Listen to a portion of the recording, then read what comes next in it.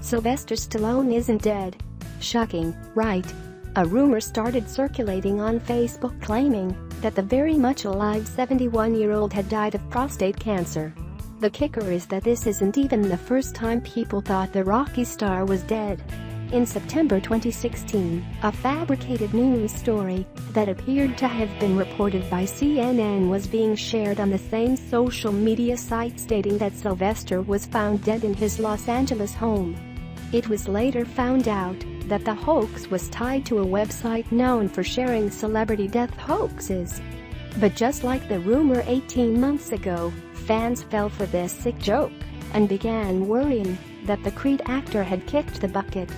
While plenty of Twitter users immediately began calling the rumor out as false, there were still many who wished that he rest in peace and attached the image of him that was spread on Facebook. "Wow, Sylvester Stallone died, and I taking the death like I knew him personally," one person wrote. "Cheer up. He's still living his life. I thought Sylvester Stallone was dead. I hate the internet," tweeted another fan after finding out the truth. But thankfully some people had the right idea.